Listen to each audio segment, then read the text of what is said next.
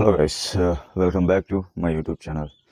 ఈరోజు మనం మాట్లాడుకునే టాపిక్ వచ్చేసి అసలు మనం ఎందుకు కంపేర్ చేసుకుంటున్నాం, అసలు కంపేర్ చేసుకోవచ్చా, అసలు కంపారిజన్ వల్ల మనకు వచ్చే నెగిటివ్ పాయింట్స్ ఏంటో ఈరోజు మనం మాట్లాడుకుందాం. చాలామంది కాంపిటీషన్ అనే పేరుతో కాంపిటీషన్ అవ్వట్లేదు, చాలా కంపేర్ చేసుకుంటున్నారు. అసలు కంపేర్ చేసుకోవడం అనేది చాలా దరిద్రమైన ఒక అసహ్యమైన పద్ధతి. ఎందుకో చెప్తా. అసలు మీరు ఎందుకు కంపేర్ చేసుకోవాలనుకుంటున్నారు? సరే, కాంపిటీషన్ ఓకే, కాంపిటీషన్ ఎలా కాంపిటేట్ అవుదాం అనుకుంటున్నారు? ఆడు కారు కొన్నాడు, మనం కారు కొనాలి, ఆడు బిల్డింగ్ కట్టాడు, మనం బిల్డింగ్ కట్టాలి. ఇవి కాంపిటీషనా? ఇవి కాంపిటీషన్ లాగా ఉన్నాయా? యాక్చువల్గా ఇది కాంపిటీషన్ కాదు, ఇది కంపారిజన్. కాంపిటీషన్ అనేది ఎట్లుంటుందంటే, ఒక్కొక్కడికి ఒక్కొక్క different type of mind sets ఉంటాయి. ఒక్కొక్కడికి ఒక్కొక్కలాగా డబ్బులు సంపాదించాలనుకుంటున్నారు. ఒక్కొక్కడు ఒక్కొక్క వేరే పనులు చేసుకోవాలనుకుంటాడు. అందరూ ఒకే పనులు అయితే చేసుకోలేరు కదా. Different types of people, different types of works, different types of mind sets ఉంటాయి. కాబట్టి మనం కాంపిటేటివ్ అవ్వాలనుకుంటే, ఎవరితో కాంపిటీషన్ పెట్టుకోవాలంటే, ఎవరితో నువ్వు పోటీ పడాలనుకుంటే అది నీతోనే నువ్వు పడాలి. కంపారిజన్ అనేది అవతల వాడితో చేయగలవు. కాంపిటీషన్ అనేది నీతో నువ్వే చేసుకోవాలి. నిన్న ఎలా ఉన్నావు, ఈరోజు ఎలా ఉన్నావు, రేపు ఎలా ఉండబోతున్నావు, నిన్నటికి ఈ రోజుకి మన ప్రోగ్రెస్ పెరిగిందా లేదా, నిన్నటికి ఈ రోజుకి మనం బెటర్ అయ్యామా లేదా, ఈ రెండే పాయింట్లు.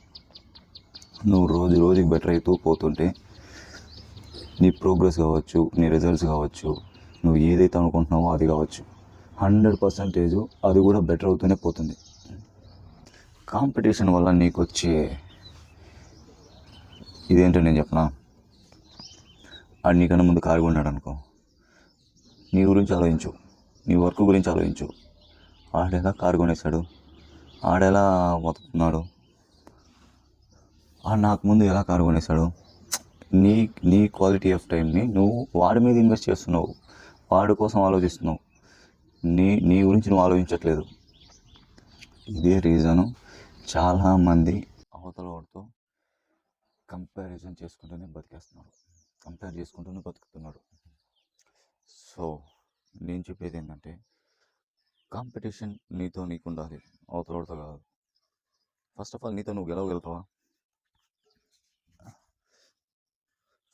ఆల్ నీతో నువ్వు గెలవగలుగుతావా? రేపు నువ్వు 4 గంటలకు లేయాలనుకుంటావు, నీ మీద నువ్వు ఒట్టేసుకొని చెప్పు, నువ్వు 4 గంటలకు లేయగలుగుతావా? లేసే దమ్ముందా? నువ్వు లేచి చూపించగలవా? నీ వల్ల కాదు. అది నీతో నీ కాంపిటీషన్ అంటే.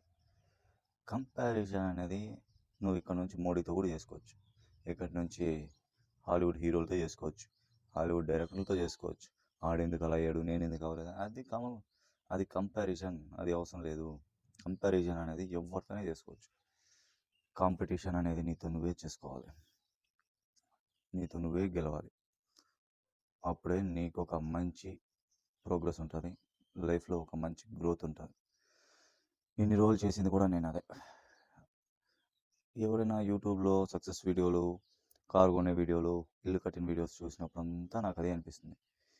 ఇల్లులు కొంటున్నాడు, కార్లు కొంటున్నాడు, వీడు మొన్నటిదాకా వీడిని బాగా ట్రోల్ చేసేవాళ్ళు, వీడేం అవుతాడు అనుకునేవాళ్ళు. కానీ వీడు కారు కొనడం ఏంది, వీడు ఇల్లు కట్టడం ఏంది అనేసి అనుకుంటూ ఉండేవాడిని.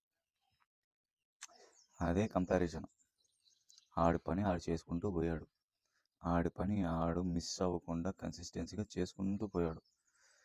అలా మనం ఉండలేమే, అలా మనం చేయలేకపోతున్నామే. అదే కదా బాధ. నేను కూడా చేయలేకపోతున్నా.